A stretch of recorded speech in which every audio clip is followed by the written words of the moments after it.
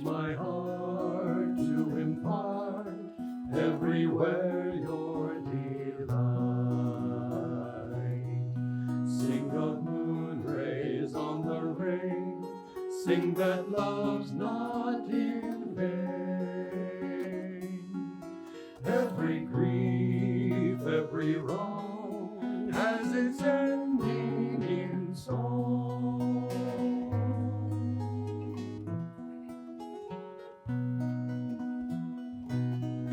Nightingale, nightingale, sing of joy through the night. Teach all men how to spin clouds of blue into light. Without silence, what is song? Without night, where is dawn? Were it not for men's woes, who would smile at the rose?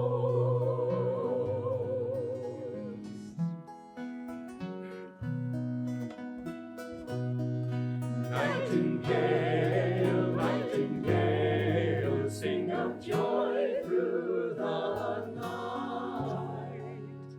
Let each tone silence groan, earth and heaven unite. Morning laughter, evening tears, snow and blossoms, all fade. Joy must sing in the night to face change unafraid.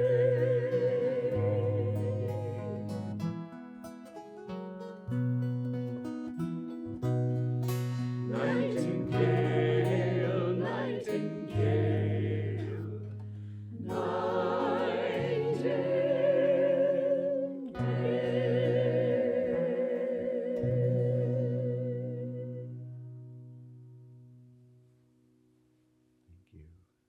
I'm reading from Rays of the One Light. These are weekly commentaries based on the teachings of Paramhansa Yogananda, written by Swami Kriya-yoga. This week's topic is, what is it to fail spiritually? Truth is one and eternal. Realize oneness with it in your deathless self within. The first passage is from the Gospel of St. Matthew, chapter 25. Jesus tells the parable of the 10 virgins, 5 of them wise and 5 foolish. They await their bridegroom, the Christ consciousness. The wise virgins keep the oil in their lamps, symbolic of their devotion, lit through the night. The foolish virgins placed no oil in their lamps. These foolish ones are like the average devotee, going through the motions of outer ritual, but keeping no fire of love burning in the heart. When the bridegroom's coming is announced, the foolish virgins realize their mistake and hasten out to purchase oil. During their absence, the Christ consciousness comes and embraces those who have been awaiting him with devotion. The foolish ones, by their lackluster devotion, are not accepted by him. Watch, therefore, Jesus told his listeners, for you know neither the day nor the hour wherein the Son of Man cometh. In Autobiography of a Yogi, Paramhansa Yogananda describes the foolish virgin consciousness he encountered in the Mahamandal hermitage he stayed in as a young man in Benares. I was pleased, he wrote, that my new home possessed an attic where I managed to spend the dawn and morning hours. The ashram members, knowing little of meditation practices, thought I should employ my whole time in organizational duties. They gave me praise for my afternoon work in their office. Don't try to catch God so soon, this ridicule accompanied one of my early departures toward the attic. Later, during meditation, I felt lifted as though bodily to a sphere uncircumscribed. Thy Master cometh today. A divine womanly voice came from everywhere and nowhere. This supernal experience was pierced by a shout from a definite locale. A young priest named Habu was calling me from the downstairs kitchen. Mukunda, enough of meditation. You are needed for an errand. The Divine Mother's words were not spoken for the benefit of that priest, the foolish virgin, but for Mukunda, the wise virgin. For this was the day his guru, Sri Yukteswar, came to him. Grieve not, friends, if you feel that you have been foolish. No error is forever. Someday, if you keep your lamp lit now, your opportunity will come. In the Bhagavad Gita, Krishna promises every devotee, Arjuna, none who works for self-redemption will ever meet an evil destiny. Spiritual failure, though a deep disappointment, is always temporary. Eternal hellfire is but a projection of vindictiveness in the human mind. Thus, through Holy Scripture, God has spoken to mankind. Om, Om, Om.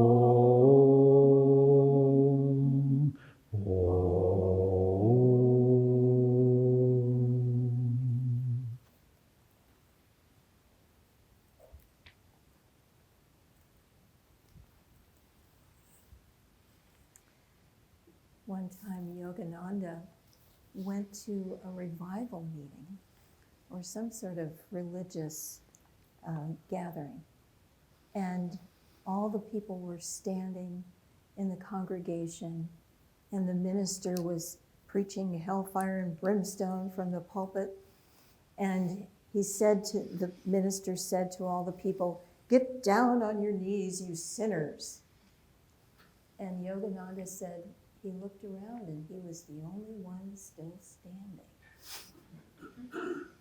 And he said to us, never call yourself a sinner. To call yourself a sinner is the greatest sin. We are children of God, sons and daughters of the divine. And Yogananda also said, a saint is a sinner who never gave up. So when this reading says, what is it to fail spiritually? The only way to fail is not to try or to give up. I often think to myself, I can hear the thundering words of Winston Churchill, we will never give up. We will never give up. And in fact, one of my favorite quotations of Yogananda is a little strange, but it's my favorite. He says, be like the divine leech. Be cut to pieces, but keep hanging on. Isn't that great? Cool. I love the ones that are very memorable because they come into your mind just when you need them. So that's the way we need to live our lives. Now, if I were to think of the past day, the past week, the past month, the past year, the past lifetime, how many mistakes can a person make? I have made so many mistakes, but we can't glorify them. We can't hang on to the shame of, oh my God, I forgot to take out the garbage or whatever it was. We have to let it all go. Let it all go. Learn something and move on. As my husband would often say, throw it on the compost heap. It'll grow beautiful flowers later on. And that's what we need to do. We need to let it all go.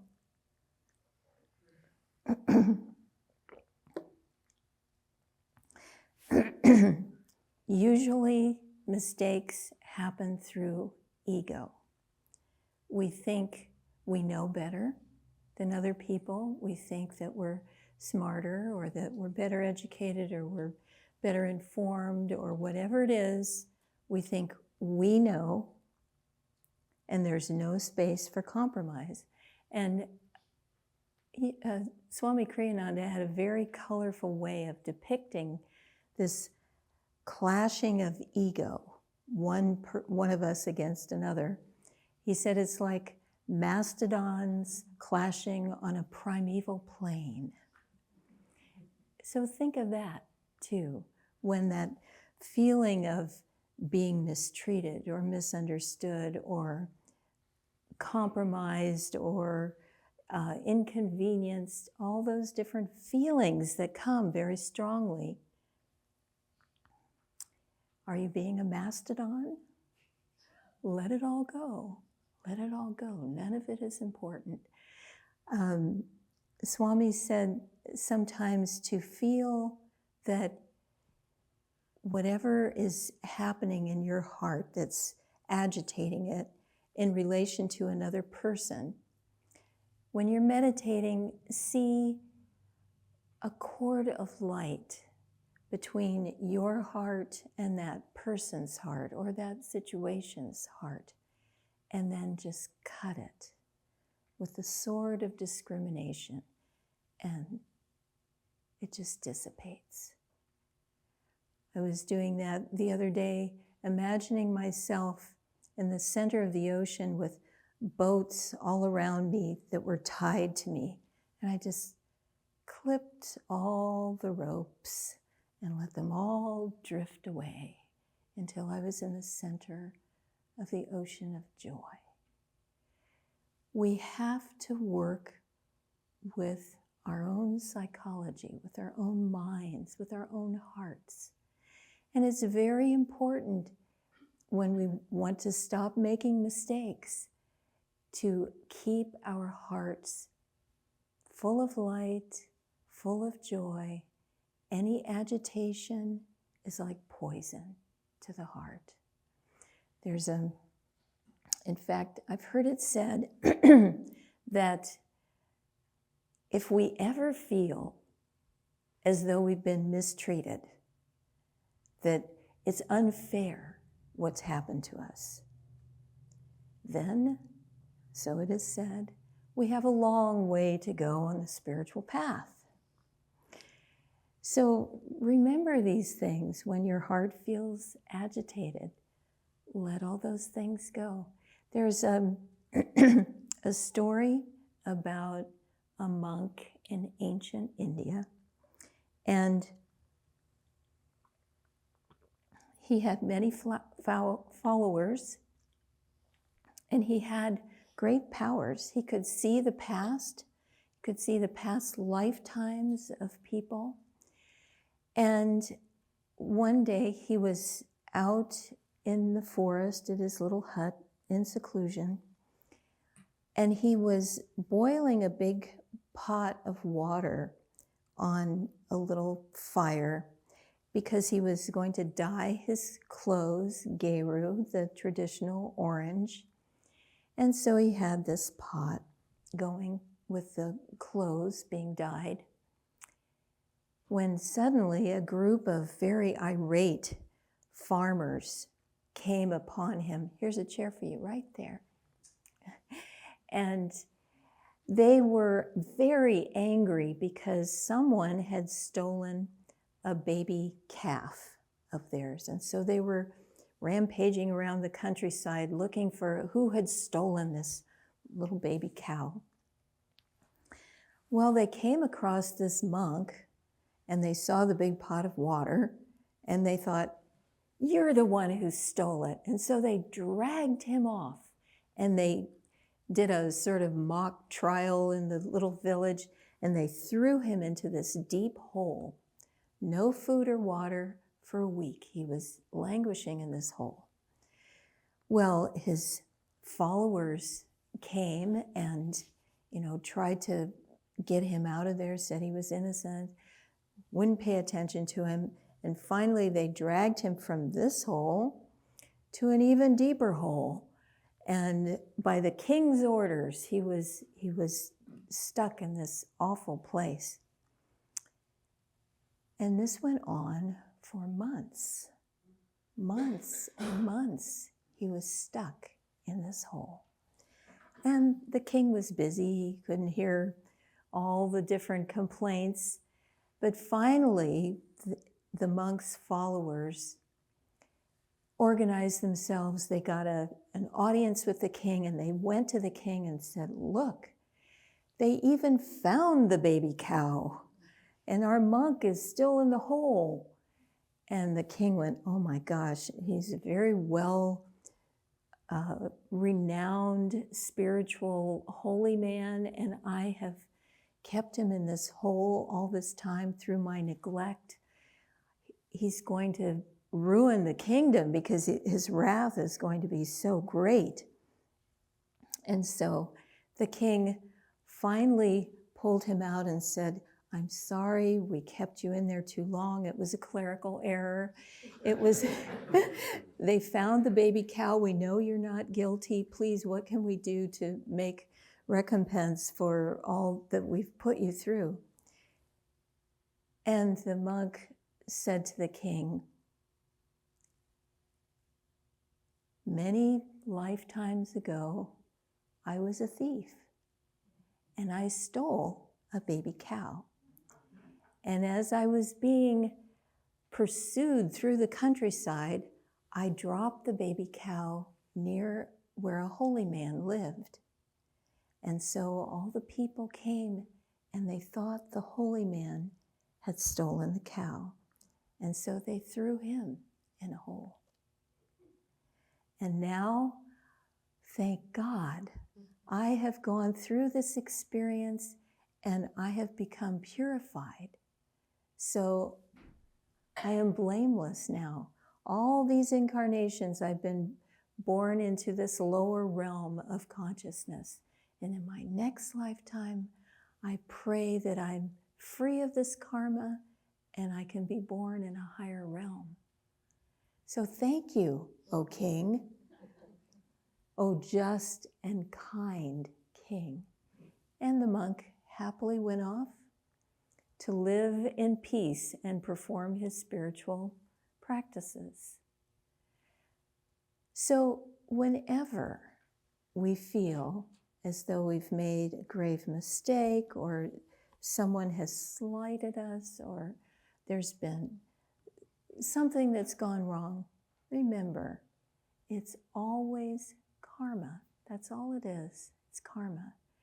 And what we can do is remember, keep the heart calm. Keep the heart shined up, full of light, full of grace, full of trust. That monk was wronged. He had not stolen anything.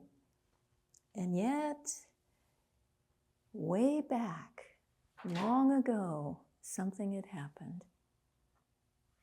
We don't remember our past lives. We don't remember even this life so much.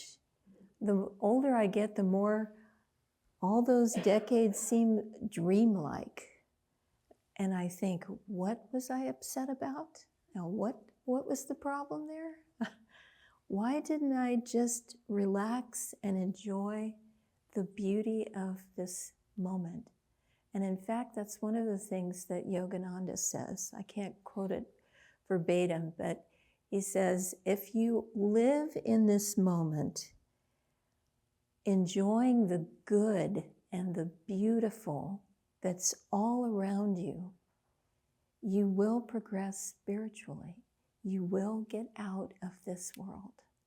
So we need to see the good. Never repeat negative things you've heard. Never do that. Let it die. Let it go into a hole. Just repeat the good that you see. Repeat the lovely, beautiful things. I can quote this one because I have it written in my book. I love this. This is from St. Paul. Fix your thoughts on what is true and honorable and right and pure and lovely and admirable. Think about things that are excellent and worthy of praise. So keep your mind elevated. In fact, that's what we're all doing in this world. We're learning to purify our bodies, our minds, and our souls. I wanted to mention that mistakes never end, so just relax about that. Even the souls on Hiranyaloka, this elevated high heavenly plane, they get there by leaving earth in samadhi. So when we all achieve samadhi, I'll see you all there. When we achieve samadhi, then we get the blessing of being reborn in Hiranyaloka. So they're very high souls. That's where Sri Yukteswar incarnated to help them. So they still make mistakes of consciousness. And when they have a wrong thought, imagine, a wrong thought, they feel pain. They feel great pain. So for them, that's a mistake. Mistakes are everywhere and in everything, and nobody gets away without making them. So let it go.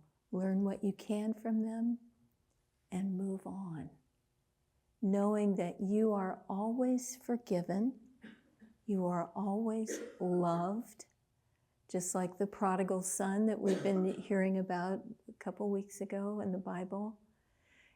You're always loved. God knows you are learning. We don't criticize a toddler who falls down. We know they're learning to walk and then to run. And we are learning to become saints, to become completely free in God's joy.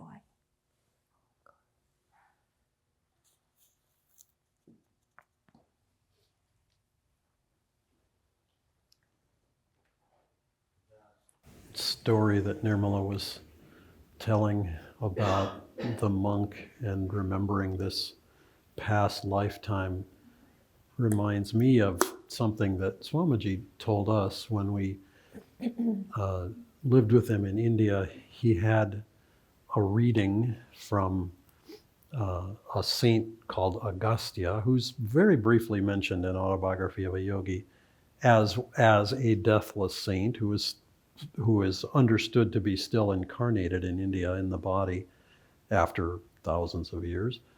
And the followers of this saint, who must have been in a very high age indeed, because time was not an issue for them. This was like 5,000 years ago, but not for them. They would write down the future lives of all these people on these palm leaves, and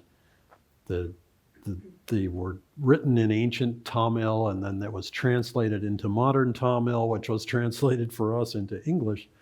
And so this reading came for Swami on one of these palm leaves, and it was describing his life and his journey and the future that was to come for him. And it's just interesting because he had had a similar reading in the early 1960s from a saint called Brigu, who was, again, very highly regarded, and again, for whom time was not an issue. It's kind of fascinating to bend your mind around how time cannot be an issue. It's mentioned in the reading today, but it's just fascinating. And the information that was given to him in that reading was that he would attain a high position in his organization. Well, at the time, he had the highest position he could possibly have. There was no higher position to have until someone passed away. Dr. Lewis passed away, and he was given the vice presidency in the organization. And so it's just interesting. And it was also mentioned in that reading that his mother had had a miscarriage, that he would have 3 brothers, but no sister is possible. though one would die in his mother's womb. And he confirmed with his mother something that he had not known, that she had indeed had a miscarriage when he was a tiny child.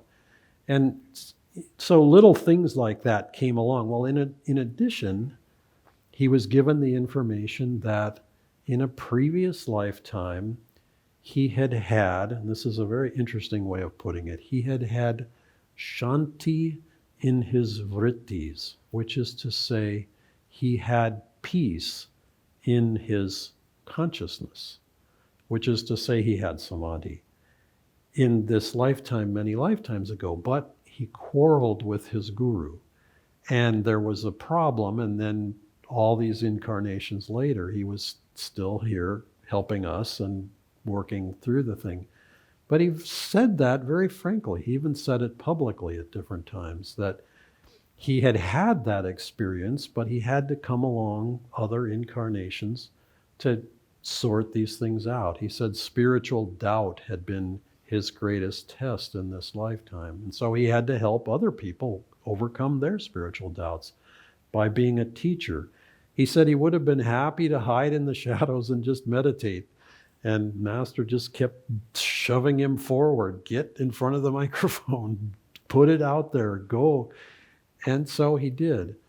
But I've always taken great comfort, and there's a story that he tells in the path, and I assume many of you know it, but some may not. Before he really formally got on the path, he was sort of dipping his toes in the water, and he wanted to become a hermit. He had this very strong, as did Yogananda, this very strong urge to go off and be alone with God and just call on God completely in his life. And he thought to himself, who ever heard of a hermit who smokes? And he was addicted to cigarettes and nicotine, and but he thought, I've got to give this up. I can't become a hermit if I smoke. I can't afford it, for one thing. I won't have any money. And besides, who ever heard of a hermit who smokes? So never mind that there probably are such people, but anyway, he had never heard of it. And so he started to try to quit smoking. Well, he kept going back to it. And he said, but I did this interesting thing. He said, in my mind, every time I failed, he would say to himself, I have not yet succeeded. And that is something that we could paste on our refrigerators or paste on our altar or paste on our foreheads or whatever we may want to think. I have not yet succeeded, because there's this little echoing subtext that we don't hear, but that is very profoundly real, which is that it's almost like an echo that comes, but I will. I have not yet succeeded, but I will. And it's like this little nudge, this little push of momentum just keeps coming. And I often think we did the purification ceremony before Sunday service. And at the end of the purification ceremony, we say to the person, we've said, the Master says, open your heart to me and I will enter and take charge of your life. We offer the blessing from the Masters, and at the end of the blessing we say, by the grace of our Masters, you are free. And I've often thought in my mind that there's a little subtext that echoes behind that as well. You are free. Be thou free, or live that freedom. Exercise that freedom. Explore that freedom. Because we often sort of resist it. It's like we get hypnotized by Nirmala was mentioning this. Mistakes happen, like the bumper sticker happens. Well, it does, but we don't have to live in mistake consciousness. That's a choice. That's a choice we don't have to make. What we can live in is child of God consciousness. We can live in I am free consciousness. Even if it doesn't seem like a fact yet. And in the annals of Sunday service history, Nirmala stole my line. Ooh, it was like, Because Swami gives us these questions. The topic is, what is it to fail spiritually? It is 3 words. Give you a big guess here, because she said it, or almost exactly said it. What is it to fail spiritual? It is to stop trying, to not try. I mean, however you want to say that. Because as long as we're trying, we are succeeding. That's the whole thing. And if we get ourselves hypnotized around to think, oh, well, I'm no good, or oh, well, blah, blah, blah, fill in the blank, whatever it may be. Oh, I'm too restless, I'm this, that, the other thing. Well, then, okay. If that's the message that we live in, if that's what we present to the divine, then what's the divine going to do? What's his spirit going to do? Say, well, okay, fine. Whatever you want to do. This is your drama, your journey. But if we say, I am free, I live in that freedom, I am a child of God. I love these chants that Master gives us. One of them, I sang it some weeks ago, when my dream's dream is done. And it finishes, the last line of the chant, when my dream's dream is done, she will lift me on her lap. It's like, once I've done all the messing around that I want to do in this world, she will lift me on her lap. I will just be right around her ankles, driving her nuts until she lifts me on her lap. It's, but it's like we have to decide where is our interest. Because if our interest is out in exploring and roaming and hunting for fulfillment somewhere else, then she says, fine, play on. You have eternity. You can just keep right on going. And how many more incarnations do you want to keep going?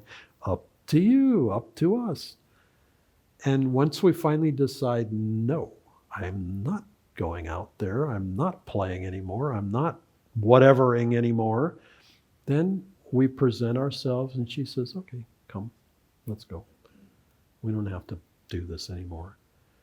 And that choice is for us. And, Yogananda's describing in this reading the Mahamandal Hermitage and how he used to go off and meditate. And they were just, they were completely like, what is your problem?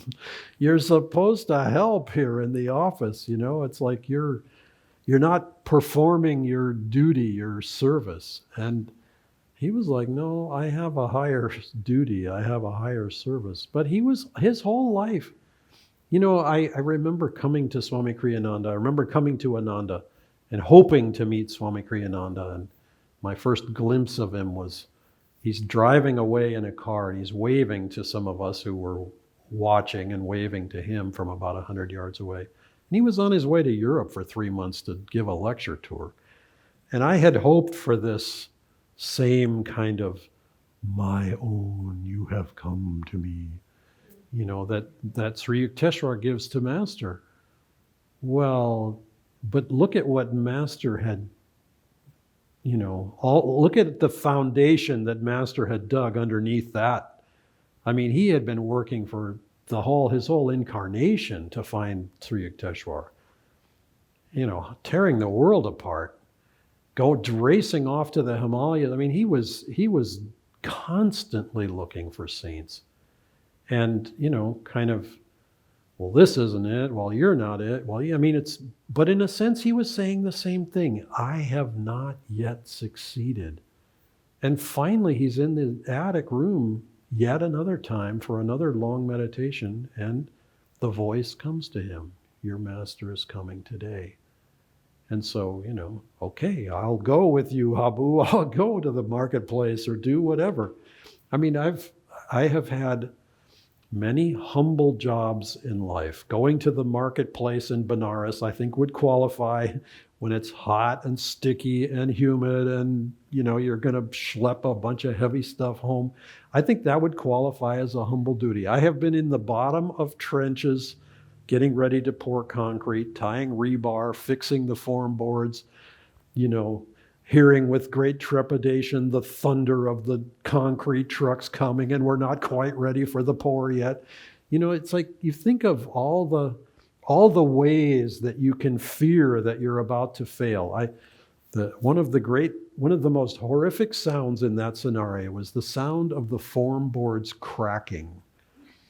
You know, because there's all this concrete, there's tons of concrete pushing on these form boards that are holding the concrete in. And if they crack, it starts to ooze out. And you have this explosion of really expensive concrete that is going to set up in 20 minutes or an hour or something. And you have to get rid of it and deal with it. And it's like, Anyway.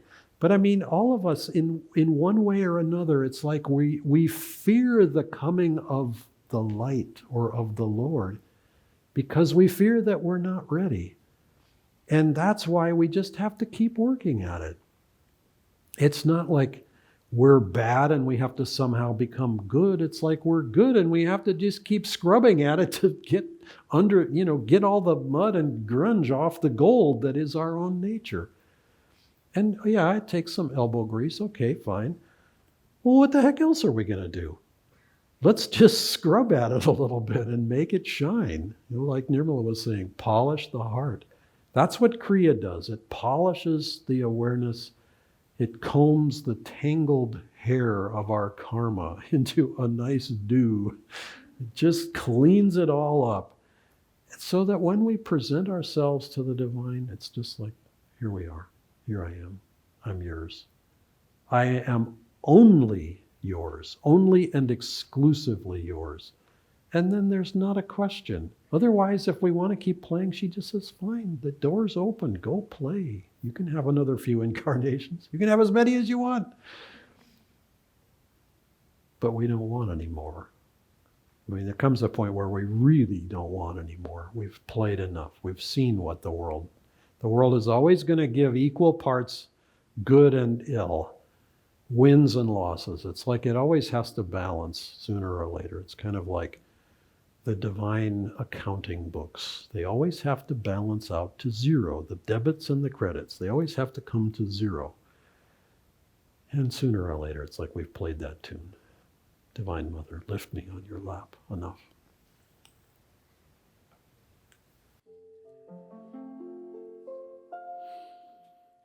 John, renouncing all, left his home, wrapped in solitude, far from men's ways, roaming across desert sands, seeking God's truth. Long years he spoke only with God, till silent of soul, wisdom did fill the ache of his heart. Then he did see